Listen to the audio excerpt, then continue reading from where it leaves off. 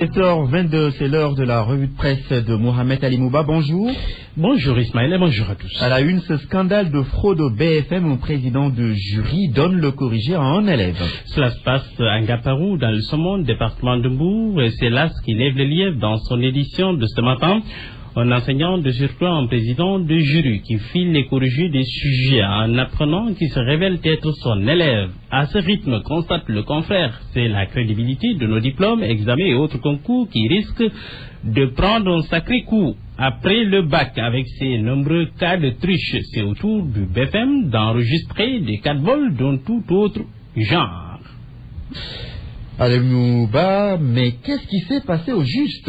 En effet, tout est parti du constat d'un correcteur qui se rend compte qu'un élève a non seulement tout trouvé, mais a traité l'épreuve de la science de la vie et de la terre selon le modèle remis au correcteur.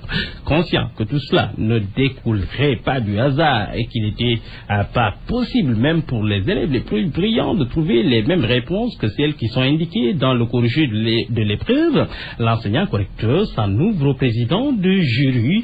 Après vérification, le poteau rose est découvert. L'élève en question était à milieu d'avoir cette tête bien faite. Son travail, relève le confrère, n'avait aucune cohérence et son niveau des plus lamentables qu'il soit. Alors, cuisiné, l'élève balance sans hésitation son professeur de français avec qui il entretiendrait des relations amicales. L'affaire a atterri à la gendarmerie. Une enquête a été ouverte.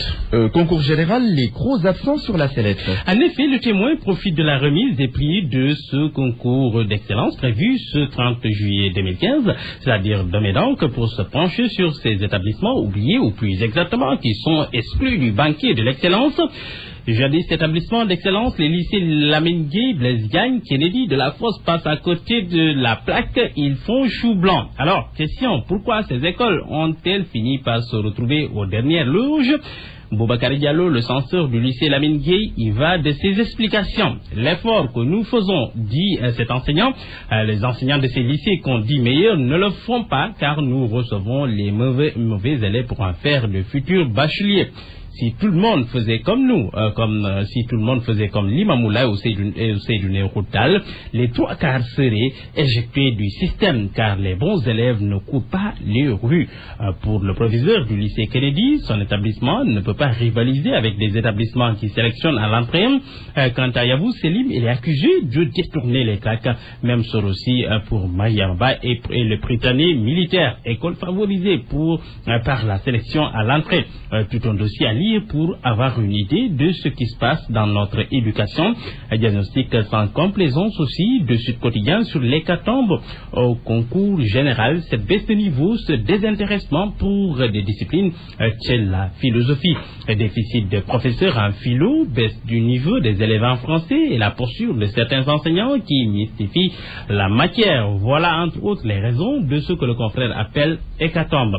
Hécatombe qui risque de se prolonger puisque le populaire nous apprend que le grand cadre boycotte les examens du BFM à partir du 31 juillet suite à l'absence d'ordre de mission et de frais de déplacement pour le bac et le BFM. Titre du confrère, menace du grand cadre sur la fin des examens. Lutte contre le terrorisme, le président Macky Sall livre ses solutions. Mohamed Ali Mouba. À la une de l'enquête, le président annonce ses directives. Pour lui, c'est un leurre de penser que le Sénégal est épargné par la menace terroriste.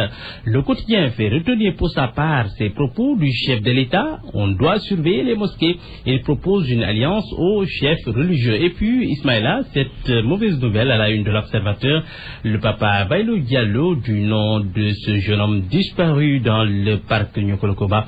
Résignation, mon fils a été peut-être dévoré par les hyènes. Les sandales de l'enfant, donc retrouvées à côté du marigot. Merci Mohamed Ali Mouba.